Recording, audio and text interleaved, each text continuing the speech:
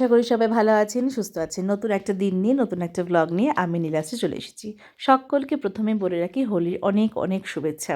তো আগের ব্লগেই তো আমি বলেছিলাম যে হোলির জন্য কিন্তু আমাকেও বেশ কিছু মিষ্টি বানাতে হবে। আর তার পুরো রেসিপিটা নিয়ে কিন্তু আজকে আমি চলে এসেছি।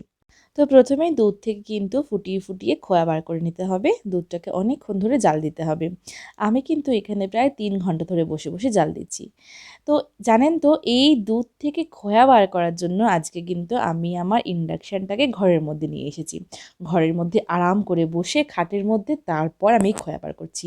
আর মানে লাগাতার ৩ ঘন্টা কিন্তু এই দুধটাকে চালনা করার পর মানে খুন্তি দিয়ে সমানে কিন্তু দুধটা চালিয়ে যেতে হবে। আর তারপরে কিন্তু এই জিনিসটা পেয়েছি। বেশ কিছু ভ্লগে আমি আপনাদেরকে কিন্তু আমার এই বান্ধবী কবিতাকে দেখিয়েছিলাম। কবিতা আমার বাড়ির ঠিক পাশে থাকে। তো কবিতাকে ডেকে নিয়েছিলাম একটু আমাকে হেল্প করার জন্য। কবিতা খুব সুন্দর গুজিয়াগুলো বানিয়েছিল। তাই ও কিন্তু এসে আগে এই ময়দার এই ডোটা লাগিয়ে দিয়েছে। খুব সুন্দর আটা মাখে, ময়দা মাখে তো খুব সুন্দর করে এই ডোটা লাগিয়ে দিয়েছে। আর এখানে ড্রাই ফ্রুটস কিছু কেটে নিচ্ছি।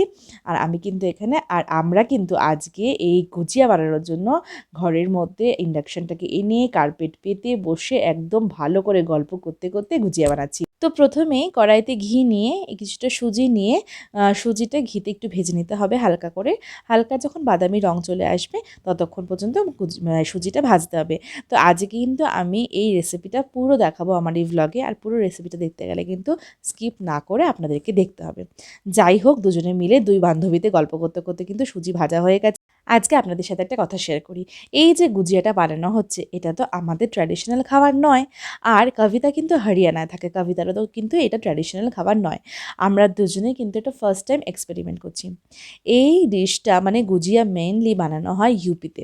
ইউপির লোকেরা হোলির সময় এটা বানাতেই হবে। এটা তাদের নিয়ম থাকে। আমাদের যেমন লক্ষ্মী পুজোর নাড়ু বানাতেই হয় সেরকম এরা কিন্তু হোলির সময় এই গুজিয়াটা বানানো হয় মানে বানাবেই।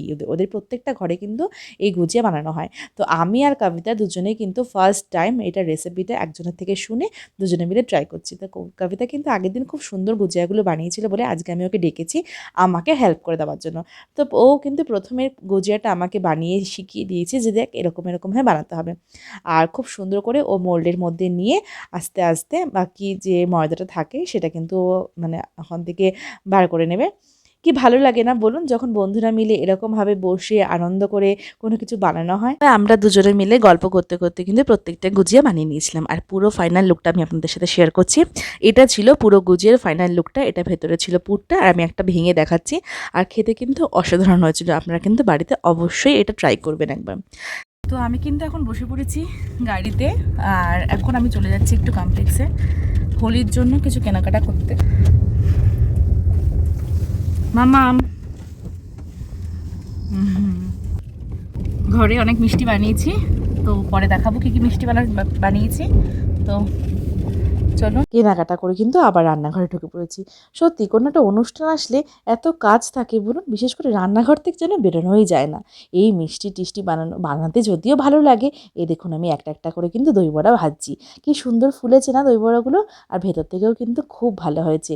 আর এখানে আমি গোলাপ জামুনের ডোটা বানিয়ে রেখেছি। এবার একটা একটা করে গোলাপ জামুন গোল করবো আর ভাজবো। আর দই বড়াগুলো প্রায় হয়ে এসেছে। এখানে ফাইনাল দই বড়াগুলো হয়ে গেছে। ব্যাস এবার শুধু দইতে ভেজাবো। আর এখানে কিন্তু প্রত্যেকটা গোলাপ জামুন গোল করে রেখে দিয়েছি। কি ভাল লাগছে না দেখতে, নিজের হাতের সৃষ্টি তাই না? দোকান থেকে আমরা যতই ভালো করে কিনে খাই নিজের হাতে বানানোর মজাটাই যেন আলাদা। আর এই তো সময় বলুন, এই যে অকেশন, এই অকেশনে তো আমরা বানাই। সব সময়কার ঘরে বানানো হয়, এই সময় একটু বানানোও হয়ে যায়। আর এই দেখুন কি সুন্দর হয়েছে না গোলাপ জামুনগুলো। দোকানের থেকে কিন্তু বেশ ভালো হয়েছে।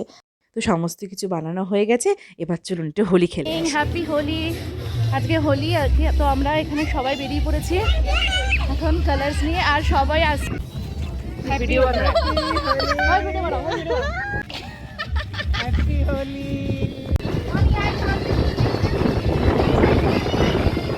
তো শিলংয়ে আমরা এখন হোলি খেলছি।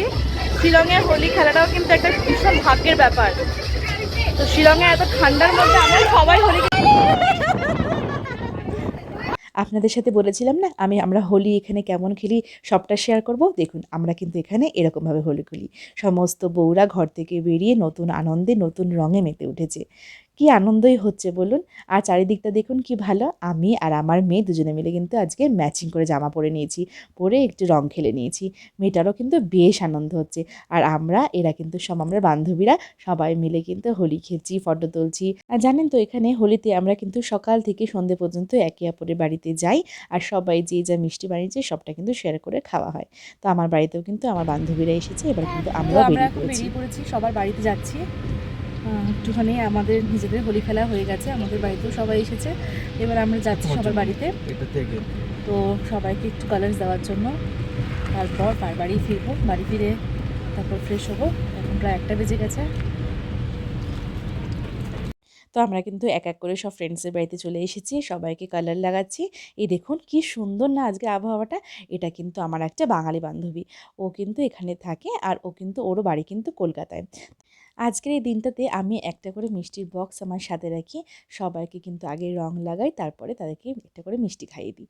বেশ ভাল লাগে না? যাই হোক, আজকে কিন্তু এখন প্রায় 1:30 বেজে গেছে। আজ কিন্তু রং খেলতে খেলতে বেশ বেলা হয়ে গেছে, তাই আর দেরি না করে চটপট সেদ্ধ ভাত বানিয়ে নিয়েছি।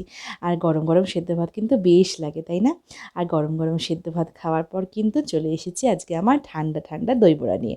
তো দই বড়ার উপরে আমি একটু গ্রিন চাটনি দিয়ে দিয়েছি। আপনারাও কিন্তু যখন দই বড়া বানাবেন এই গ্রিন চাটনিটা দেবেন। এটা কিছুই নয়, ধনেপাতা আর পুদিনা পাতার চাটনি, সঙ্গে একটু নুন মিষ্টি। এই দেখুন কি সুন্দর হয়েছে না? দেখতে যতটা সুন্দর হয়েছে, খেতে কিন্তু ততটাই টেস্টি হয়েছে। আর এর সাথে একটু তেঁতুলের চাটনিও কিন্তু অ্যাড করবেন। আজকে সারাটা দিন না বেশ আনন্দে কাটালাম। আপনাদের সবারও মনে হয় হোলির দিনটা এতটাই আনন্দে কেটেছে। যাই হোক, এখন প্রায় রাত 9টা বাজে। তো আজকে রাতে আর সেরকম কিছু রান্না করব না। আসলে সারাটা দিন হোলি খেলার পর না শরীরটা যেন কিরকম ম্যাজ করছে। তাই ব্রেড টোস্ট করে নেব আর একটু গরম গরম কফি বানিয়ে নেব। জানেন তো আমি যখনই কফি বানাই তখনই কাপে চিনি, কফি আর একটু জল দিয়ে সামান্য দিয়ে মিক্স করে নিই। এরম করে কফিটা আপনারাও যদি বানান দেখবেন একদম কফি শপের মতো খেতে হয়। আর ভালো করে যখন মিক্স হয়ে যায় তারপরে কিন্তু আমি এর মধ্যে গরম গরম দুধ দিয়ে দিই। এই দেখুন দুধটাও জাল হয়ে গিয়েছে। এবার গরম গরম দুধ দিয়ে দেবো, ব্যাস কফিও রেডি আর ব্রেড টোস্টও রেডি হয়ে গেছে। আর এর সাথে কিন্তু একটা গোলাপ জামুন নিয়ে নেবো। হোলির জন্য আমি যে গোলাপ জামুন ঘরে বানিয়েছিলাম তার মধ্যে থেকে একটা নিয়ে নেবো।